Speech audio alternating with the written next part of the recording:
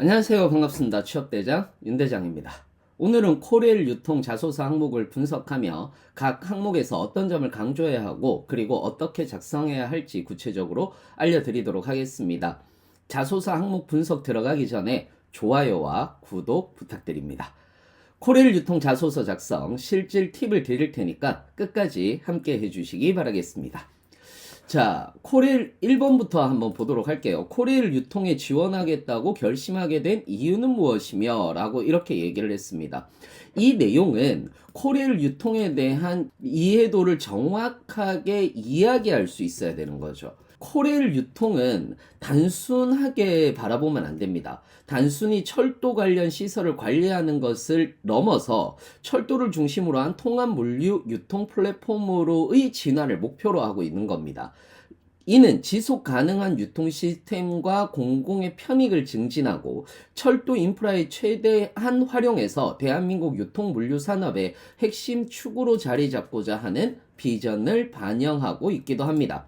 코레일 유통이 무엇을 하는 곳이냐? 철도 역사 내 상업 공간, 그러니까 매점, 편의점, 푸드코트의 개발, 그리고 관리를 맡고 있습니다. 이를 통해서 철도를 이용하는 승객들에게 편리한 쇼핑과 서비스를 제공하고 있고 지역 경제 활성화에도 기여하는 부분들도 있는 거죠. 이 부분이 중요합니다. 지역 경제 활성화에 기여하고 있다라는 부분입니다. 그 다음 세 번째가 철도 인프라를 활용해서 물류 서비스를 운영하고 효율적인 물류 네트워크를 구축하고 있습니다. 특히 대량 운송과 장거리 운송에 있어서 철도의 강점을 활용하고 있기도 한 거죠. 그리고 철도 역사와 내부의 광고 공간을 이용하고 이를 통해서 수익을 창출하고 있는 곳이기도 합니다. 코레일 유통은 광고 매체를 활용해서 다양한 기업과의 협업을 진행하고요. 공공기관으로서의 이미지를 높이는 데도 기여하고 있는 부분들도 있습니다. 다시 얘기하자면 지역사회와의 상생을 위한 다양한 활동을 진행하고 있고요. 철도를 이용한 공익적 사업을 수행하고 있는 것이죠. 코레일 유통이 철도를 기반으로 한 물류와 유통의 융합을 통해서 공공성과 사업성을 동시에 실현하는 기관이다. 이런 점에 내가 매력을 느꼈다라고 이렇게 얘기를 하고요. 그 중에서도 내가 고객 중심의 유통 서비스와 철도는 공공 인프라를 활용한 효율적인 물류 네트워크를 구축하는 그런 모습을 보면서 나도 여기에 일조하고 싶어서 지원하게 되었습니다. 라고 이렇게 이야기를 해 주시면 될 것 같습니다.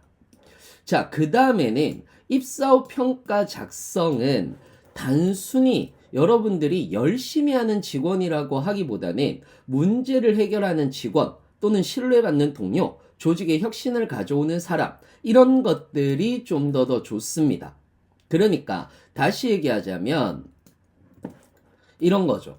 문제를 해결하는 직원으로서 복잡한 문제를 직면했을 때, 그러니까 입사 후에는 저는 문제를 해결하는 직원이라는 동료들의 평가를 받고 싶습니다. 복잡한 문제를 직면했을 때 명확한 해결책을 제시해서 조직 내에 신뢰받는 문제 해결사라는 평가를 받고 싶다. 특히 갑작스러운 물류 문제나 시스템 장애 상황에서도 침착하게 대응해서 문제를 신속히 해결하는 모습을 보여주고 싶습니다. 라고 이렇게 써주셔도 되는 겁니다.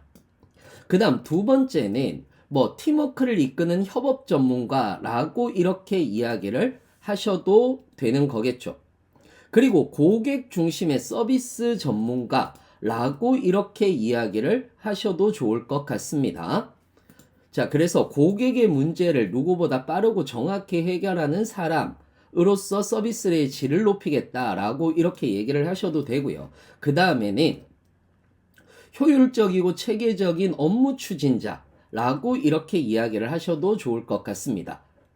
그 다음에 도전적이고 성장하는 직원으로 평가받고 싶다라고 이렇게 이야기를 해 주셔도 좋을 것 같네요.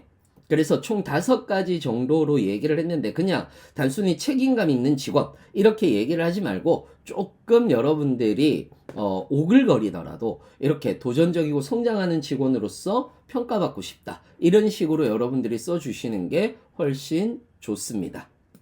자, 그 다음에 2번 문제입니다. 코레일 유통의 인재상, 역량을 갖춘 인재, 변화를 선도하는 인재, 신뢰받는 인재 중 지원자에 부합하는 인재상은 무엇이고 그 이유를 본인의 경험을 바탕으로 구체적으로 작성해달라라는 내용입니다. 그러면 코레일 유통의 인재상을 먼저 알고 있어야지 되는 거죠. 역량을 갖춘 인재는 전문 지식과 기술을 바탕으로 해서 문제를 분석하고 해결할 수 있는 실무 능력을 갖춘 인재라고 볼 수 있는 거고요. 변화를 선도하는 인재는 창의적 사고와 혁신적인 접근을 통해서 새로운 가치를 창출하고 변화와 도전을 통해서 조직 성장을 주도하는 인재. 그리고 세 번째는 신뢰받는 인재는 정직하고 윤리적인 태도와 책임감을 바탕으로서 고객으로부터 신뢰를 받으면서 조직의 목표에 달성하는 인재라고 이렇게 이야기할 수도 있습니다. 그렇다면 코레일 유통 지금 현재 직무가 좀 다양하잖아요. 그러면은 그 다양한 직무에 따른 필요 역량을 파악하고 이를 인재상하고 여러분들이 연결해 보실 필요가 있는 거죠. 그래서 경영 기획이다라고 얘기를 했을 때에는 문제 분석 및 해결 능력이나 데이터 분석 능력으로서 역량을 갖춘 인재 또는 마케팅 전략 기획이라고 얘기를 했을 때는 변화를 선도하는 인재, 유통관리는 역량을 갖춘 인재 또는 신뢰받는 인재, 사무행정 같은 경우에서는 의사소통 능력이나 협업 능력, 조직 관리 능력이 굉장히 중요하니까 신뢰받는 인재라고 얘기를 할 수 있습니다. 그리고 전기 건축 같은 경우는 역량을 갖춘 인재나 신뢰받는 인재, 안전에 대한 이야기를 늘 해야 되는 거고요. 그 다음에 자판기 관리라고 얘기를 했을 때는 기계 유지보수 능력이라든지 고객 응대 능력이라든지 이런 것들이 필요합니다.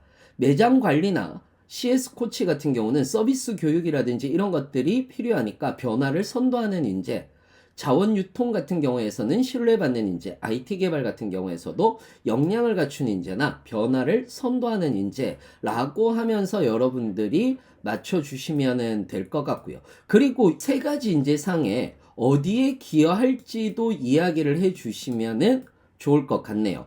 그래서 코레일 유통을 통해서 역량을 갖춘 인재로서 전문 지식과 실무 능력을 통해서 효과적으로 운영해 나가겠다라고 얘기를 한다라든지 변화를 선도하는 인재로서 대부분 조직의 경쟁력을 높여가겠다라고 얘기를 해주셔도 될 것 같습니다.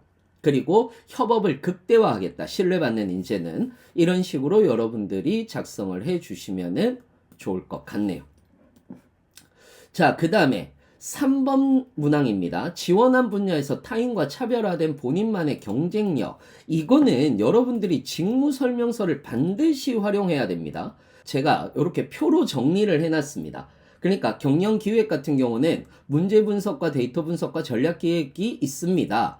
이를 통해서 코레일 유통의 데이터 기반 의사결정을 내리고 최적의 자원 배분을 통해서 효율성을 극대화해 내겠습니다. 라고 이렇게 이야기를 해줄 수도 있겠네요. 마케팅 전략 기획 같은 경우나 유통관리 같은 경우에서는 이렇게 마케팅 전략을 수립하고 코레일 유통의 브랜드 이미지를 강화할 수 있고요. 유통관리라고 얘기를 했을 때에는 철도와 유통의 융합을 통해서 물류 효율화를 추진하고 고객 요구를 반영한 유통 시스템을 구축할 수 있다라고 이렇게 이야기를 할 수도 있습니다. 사무행정 같은 경우에서는 조직 내외부의 요청을 신속히 처리해서 업무 흐름을 원활하게 하고 내부 구성원의 생산성을 높이는 데 기여할 수도 있는 거겠죠. 이렇게 해서 여러분들이 전기 설비라든지 또는 건축 설비라든지 이런 부분들은 전부 다 운영 효율성을 극대화할 수 있고요. 자판기 관리라든지 매장 코치라든지 매장 관리라든지 이런 쪽은 서비스 품질을 개선하고 회사의 신뢰도를 강화할 수 있다라는 얘기들로 여러분들이 써주시면 좋을 것 같습니다. 자원 유통과 관련된 부분은 광물 자원 운반 하역 관리에서 안전성과 효율성을 높여서 비용 절감에 기여할 수 있고요. IT 개발 같은 경우는 코레일 유통의 디지털 혁신을 주도할 수 있다라고 써주셔도 좋을 것 같습니다. 자, 그 다음에 4번. 단체 생활을 하면서 부당하다고 느꼈던 사례를 설명하고 그 부당한 상황에서 본인은 어떠한 해결책을 제시했는지 라고 얘기를 하고 있습니다. 그렇다면 먼저 부당한 경우가 어떤 사례가 있는지에 대해서 우리는 알아봐야 되는데 이것도 제가 5개로 만들어 봤어요. 업무의 불평등한 분배, 한 사람이 과다한 업무를 담당하거나 일부 구성원이 책임을 회피하는 경우들도 있을 수 있고요. 특정 의견을 배제하는 경우들도 있을 수 있습니다. 의사소통의 부재로 인한 불합리한 결과도 여기에 들어가고요. 개인적인 공로가 인정받지 못하는 경우들도 여기에 들어갑니다. 또는 편견 또는 차별로 인한 불공정 같은 것들도 여기에 들어가는 거죠.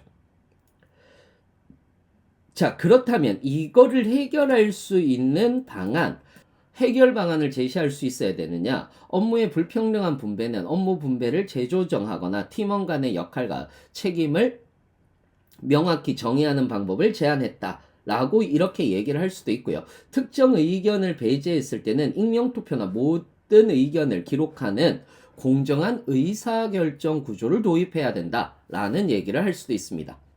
의사소통 부재로 인한 불합리한 결과 같은 경우는 정기적인 소통 체계를 마련하고 역할과 책임에 대한 명확한 가이드라인을 설정해야 된다라든지 개인적인 공로가 인정받지 못할 때는 프로젝트 공로를 명확하게 기록하고 팀원들 간 투명한 평가 시스템을 제안한다라고 이렇게 이야기를 할 수도 있겠네요. 자, 이렇게 해서 여러분들하고는 4번까지 다 살펴보았습니다.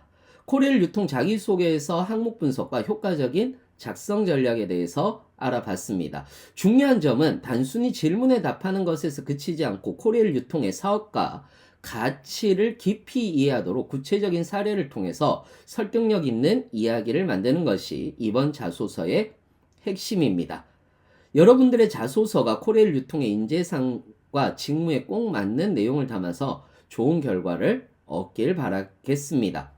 앞으로도 공기업 취업 준비에 도움이 되는 다양한 콘텐츠로 여러분들을 찾아뵙도록 하겠습니다. 구독과 좋아요 그리고 알람 설정 잊지 말아주시기 바라겠습니다. 감사합니다.